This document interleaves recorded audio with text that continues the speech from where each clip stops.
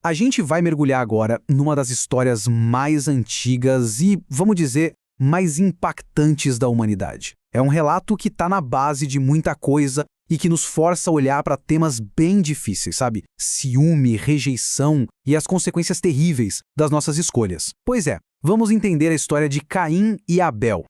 Essa história já começa jogando na nossa cara uma pergunta que mexe com a gente, né? De onde é que vem a violência? Por que o primeiro conflito entre irmãos teve um fim tão trágico? São essas as questões que vão guiar a nossa análise de hoje. Bom, tudo começa com os primeiros filhos que nasceram fora do Jardim do Éden, Caim e Abel.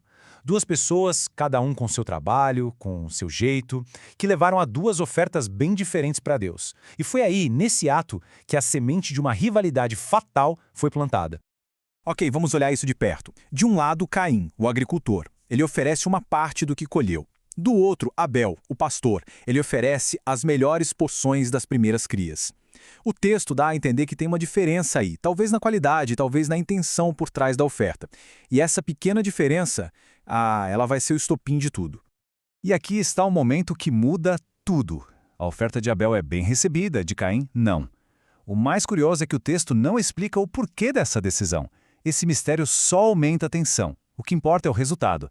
Uma preferência divina, pelo menos na aparência, que acende uma chama muito perigosa no coração de Caim. A reação de Caim é imediata, é visceral. Não é só uma decepçãozinha, não, é fúria. Ele se sente rejeitado, completamente injustiçado. E essa raiva, essa angústia toda, começa a levar ele para um caminho muito, muito sombrio. Agora a história fica ainda mais profunda. Porque não é só sobre sentir raiva, mas sobre o que se escolhe fazer com ela. Caim recebe um aviso direto, uma chance de ouro para dominar esses impulsos antes que seja tarde demais. Essa parte é de arrepiar. Deus fala diretamente com Caim e descreve o pecado como se fosse uma fera ali na porta, esperando para dar o bote. A mensagem é super clara. Esse impulso de destruir pode ser forte, mas a responsabilidade de controlar isso é toda de Caim. A escolha é dele e de mais ninguém. Então, a escolha trágica é feita. Caim chama o irmão para ir até o campo e, dominado por aquela raiva que ele foi avisado para controlar, ele ataca e mata Abel. É isso, o primeiro assassinato, um ato que muda para sempre a história da humanidade. Depois da tragédia, a narrativa muda de foco. Agora é sobre as consequências. A conversa é sobre justiça, responsabilidade e sobre o peso de um crime que, segundo o texto, clama da própria terra. Quando Deus pergunta onde está Abel, a resposta de Caim é uma que ecoa até hoje. Por acaso sou responsável por meu irmão? É uma pergunta cheia de desafio, uma tentativa de se livrar da culpa, mas que, na verdade, acaba definindo uma das questões morais mais importantes da nossa existência. O castigo de Caim vem em 3 partes, e todas são muito simbólicas. Primeiro, a terra que ele cultivava e era a vida dele, agora o rejeita, porque bebeu o sangue de Abel. Segundo, por causa disso, acabou a vida de agricultor, não vai ter mais colheita boa. E terceiro, ele é condenado a vagar por aí, um andarilho, exilado da família e de tudo que ele conhecia. É nesse momento que a ficha cai para Caim. Ele entende a regra que ele mesmo criou. Ao tirar uma vida, ele agora vive com medo de que a sua seja tirada também.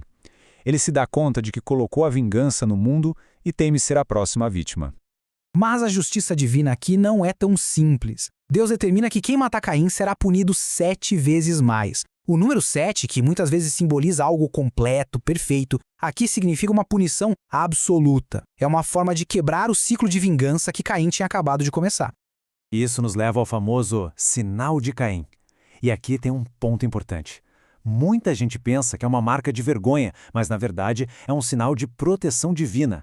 É para garantir que ninguém o mate, forçando Caim a viver com as consequências do que fez e a cumprir sua sentença de exílio até o fim. E bem aqui a história dá uma virada totalmente inesperada. Da linhagem do primeiro assassino começam a surgir as bases do que a gente chama de civilização. É um paradoxo e tanto, né? O progresso nascendo bem no meio de uma tragédia. E esse paradoxo só aumenta. Olha só, o filho de Caim funda a primeira cidade. Os descendentes dele se tornam pioneiros na pecuária, na música, na metalurgia. É incrível parar para pensar que as artes, a tecnologia, a sociedade, tudo isso floresce a partir de uma linhagem marcada pela violência. Só que todo esse avanço material não apagou a mancha da violência. Pelo contrário, ela aumentou.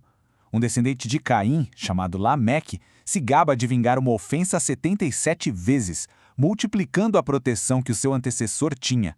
A violência, de repente, virou motivo de orgulho. Mas a história não acaba nesse tom de desespero. Adão e Eva têm um terceiro filho, Sete, e o nome dele já significa concedido. Ele é visto como um substituto para o justo Abel, oferecendo um recomeço, uma nova linhagem de esperança para a humanidade.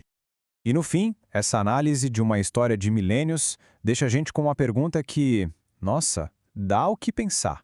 Se a linhagem de Caim nos deu cidades, arte e tecnologia, mas também aumentou a violência. O que isso diz sobre a natureza humana? Será que o progresso e a brutalidade estão de alguma forma para sempre ligados na nossa jornada? É uma pergunta que, pelo jeito, continua bem aberta.